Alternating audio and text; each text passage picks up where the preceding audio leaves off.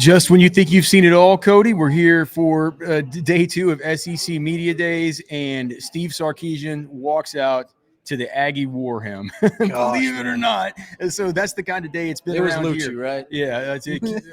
we did talk to Billy Lucci from Texags afterwards. He did promise it wasn't him, but he does have about 11 people here working for him, so you never really know. Thanks to Hayes City Store. Thanks to Taste on Main. Thanks to Texas Card House for getting us here. Of course, you're watching Orange Bloods. Man, go and visit those great locations, those awesome spots. Texas Card House, Hayes City Store right there. We can look at those onion rings, and of course, Taste on Main, which is owned by the great people there that own Hayes City Store. They are the reason that we're here. They are the reason that we are able to be here. They're paying for this. So if you like the coverage, man, go and support those guys. Hayes City Store, Taste on Main, and Texas Card House. Of course, the show also always brought to you by the Man Eye Institute. So thanks to those guys. And Cody, let's talk a little bit before we're going to get into an interview that you just did with Ant Hill. I was down at his podium earlier. Some interesting things he had to say there, but I thought that you kind of teased some good content from him. We're going to put that in right here at the end of the video. But before we get that, we got to talk about Sark. So he walks out to the Aggie War Hymn. Does it, very, very cool about not saying anything about it. I don't. After we talked about it like later, I do think that he just didn't realize it, because these coaches come in, they land, they do a bunch of crap, then they come in, they go up. They don't really probably just thought it was some weird new intro. Yeah, they don't get to see everybody else have an intro, so I don't think these so coaches wild. are prepared to have an intro. Yeah. And like you said, he's only been in one A&M game, so Yeah, for sure. One of the things that I thought was so interesting what Sark said today is he said that this is the deepest and most talented defense that we've had since he's been at Texas. And this is a defense, though, that really, if you're talking about just actual starters, really only returns 4, maybe 5, considering how you consider a starter level player. But those 4 or 5 are pretty damn good. They are. And it was interesting that whenever he's talking about the quality of the team and the depth of it, I like maybe the third name that he mentioned literally was the transfer defensive tackle Murad Watson is one of the players on defense. Again, the deepest and most talented that we've ever had. And to me, that says a lot, because what these coaches don't like to do is they don't like to come in and give credit to guys who haven't earned anything yet. He hasn't been on. Murad Watson was not here for spring football. We haven't seen a lick of him in actual team drills or anything like that. And here Sark is like one of the first names off his tongue is the freshman All-American transfer from Syracuse. I think that's massive, like massive, because and I listened to it in those different. Those are like that's why I like being here, right? Is because those small things. It's the same thing that happened like with the Tennessee quarterback situation today. Josh Heupel tried to act like, oh, we're going to have a quarterback competition. Yeah. And then just goes, we're going to have Joey who just came in and he couldn't remember the name. He couldn't remember this. And I go, well, okay, well, that's not a quarterback competition. You might say it is, and it might be there for like a couple of days. But so I think this is big, though, with Murad Watson, him coming out here and being the third name ripped off after Sark is just, how good this defense is.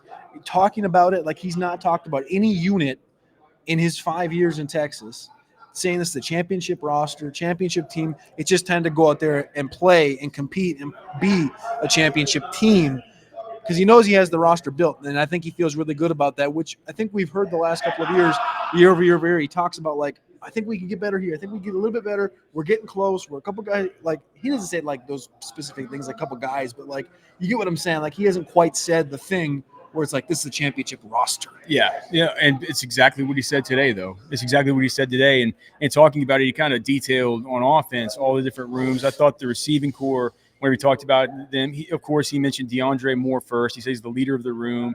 He then mentioned Ryan Wingo, who he said would have played a lot more had he been at another school that wasn't busy having the last 2 seasons getting first round wide receivers taken, and then it was Emmett Mosley after that, and then right after that Parker Livingstone is the guy who he said was leading the charge among the younger guys in the room. So to me, what this says is the same thing we've been saying the whole time. It feels like that's the front 4, that's your top 4 guys at least to start, and I think that probably it's going to be, and this is not a slight against some of the superior talents that are there in in the form of the Kalik Lockett's or the Jamie Frenches or anything like that. I would tell fans that Livingstone's good. He's big. He's fast. He's a really good player. He's a size speed combo. Unlike they don't. He just has a different body type than the rest and a different style. And I wouldn't be surprised to start the season. Those are going to be your first four. And I think through the course of the season, that's when you see, all right, how are we going to get Jamie French deployed? How are we going to get Kalik Lockett, Dalen McCutcheon deployed? It feels like those are the top four, though. It's not going to be a force feed. Yeah, I thought it was very interesting. He brought those first three up. He brings in Parker Livingstone basically putting him, saying he's the leader of this new freshman group that's coming in. Right. He didn't mention all those freshmen, but everybody knew what he was talking about. And then he brought up Jack Endries, who obviously is attached to that receiving core. Yeah.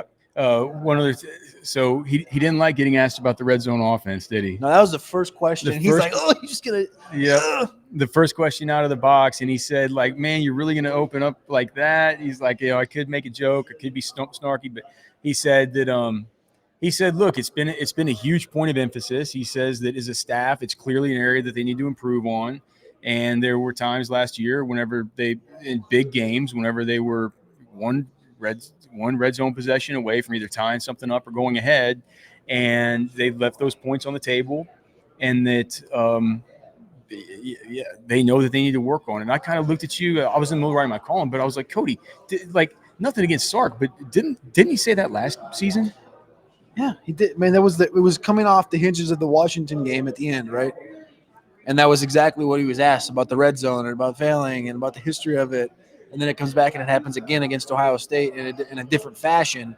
But he's like, he walked into it and talked about how you have to be aware, you have to know, you have to learn, you have to grow with these things. And he said, I think he also talked about AJ Milwee later on there, which I don't think anybody thought was going to become a topic, but I guess I knew Milwee was I forgot that he was his first hire. He was his first hire, and he's like, I talked to that guy more than anybody. I talked to him about recruiting, about practice schedules, about play calling, about everything. And so I have to imagine that those meetings are not going to skip over the red zone conversation. Yeah, no. And what else I have to imagine is that I had not thought about it until today, but knowing that he's his right-hand man and knowing that he depends on that guy so much, and the guy is so steeped in everything that Sark does. It's not.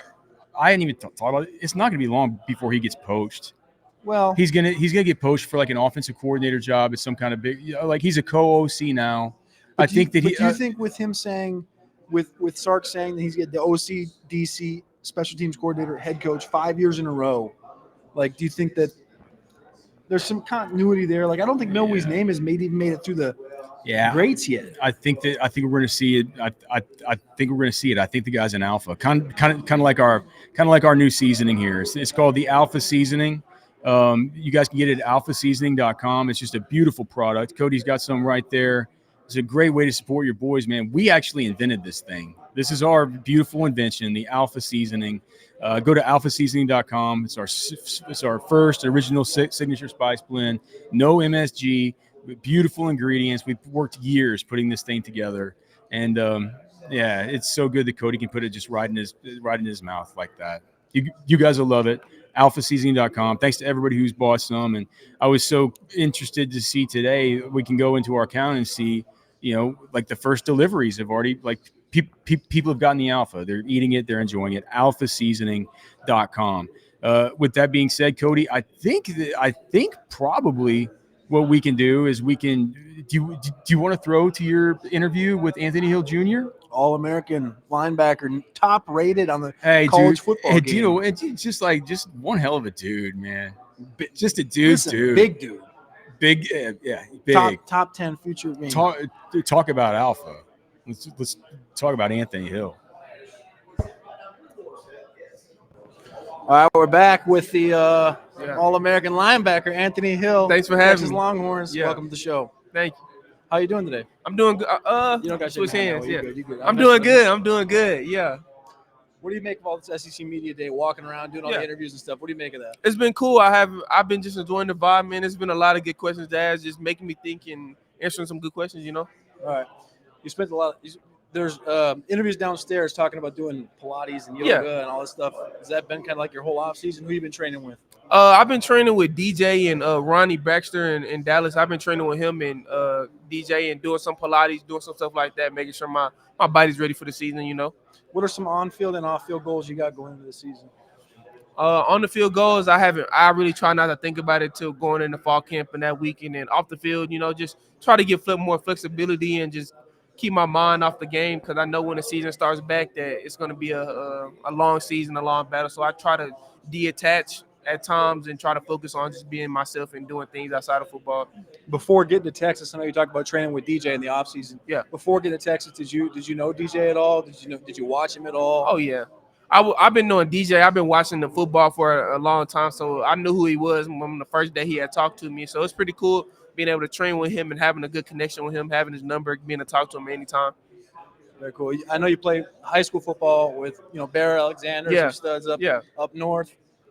What's up in the water up in Dallas right now? I don't know, man. There's been a lot of good recruits coming out of Dallas lately, so it's been cool seeing a lot of younger guys come behind me from the same areas I'm from. So it's been pretty cool seeing guys from Texas and guys from them coming to Austin and come playing some football. Can you talk a little bit about the linebacker room right now? Okay, so about that linebacker room, I feel like we have a really elite group. Guys like Leonga, Brad, Todd, Bo, Trey Moore. Like I feel like we have a really good, deep group that's all going to deserve to play and all get some playing time. So there's a lot of new defensive tackles. Yeah. Obviously coming in this last transfer portal, actually the last couple transfer portals. Yeah. What does a new defensive tackle kind of bring to the table for you as a linebacker? Obviously playing behind him, looking for run fits and stuff like this. Like what is the biggest challenge for Anthony Hill going into that? I feel like the guys we've been bringing in do a good job of focusing on getting better and being part of the program. All the guys we brought in we do run fits every day before practicing where we do stuff. So we've been doing a good job of kind of integrating everybody in and making sure everybody knows what we're about and what pace we play at and what we do. You get one defensive tackle. Current team, the last couple of teams, one defensive tackle that you get to play behind. You can count the guys from high school too. Bear counts too. You get one defensive tackle to play in front of you in any given game. Who are you picking? I'm picking Byron Murphy. I want one more year playing with Byron Murphy. I didn't really get to play one of my freshman year. I want one more year Byron Murphy. All right, Yeah. I think a lot of people would agree. Yeah, with that. Offensive side of the football, practicing against Arch, practicing against Trey Wisner, CJ Baxter. Obviously, you had Jake Majors, Cole Hudson, these other guys, DJ Campbell. Yeah. What's kind of been the most difficult thing in practice for you against this offense? Just all the weapons they have on offense. They got the new receiver from Stanford. He's been doing a great job. We have a lot of guys that have been doing a lot of good things on offense, and it's just pushing the defense to get better. What about the Jack Andrews on playing tight ends? You brought up Emmett Mosley. I mean, he's been playing a lot in the slot. Yeah, he's been playing some inside outside. So Jack Andrews, he coming across the middle a little bit on you? Yeah, he's been doing a great job. That's one thing I can't say. Like I've been competing against him a lot because I feel like he's a great football player, and of course you want to go against the best. But he's a really good guy that I've been going against, and I can't wait to see him during the season. All right, what's one game you're looking forward to playing this year the most? Looking forward to. I gotta go OU or A&M. Those are kind of the big rivalry games. In Georgia, of course. A lot of actually Florida, all these games. I can't. You got the Swamp. I know. You got the rematch with Georgia. It's a lot of games I'm looking forward to. I mean, we got some championship, maybe. Yeah, it's a lot of tough games that I'm looking forward to. I can't. It's hard to pick one, but it's a lot of games that I'm really looking forward to playing. All right, last question. What do you think of being the highest rated player on the CFP for the Texas Longhorns? It was cool. I mean, I'm a big gamer, so when I seen it, kind of made me get a little excited. But I've been playing a decent amount. So it's been pretty cool being able to play with my team and play with myself. Have you been beating up on your friends or your brother? Oh yeah, I've been playing my little brother. I've been playing some people on the team. I've been playing. So I've been having fun. Your little brother gets the best of you, don't he? No, he's not even close. He's only 11, so he ain't there yet. I got a little brother. I got a 14-year-old brother. He gets gamer all day, huh? Yeah, Yeah, that's when the age gets a little different. Right now, at 11, he ain't there yet. All right, Anthony Hill, linebacker, Texas Longhorns. Go follow him on all the social medias. Thanks for having me. Hill. Appreciate Yes, you sir. coming on. Yeah.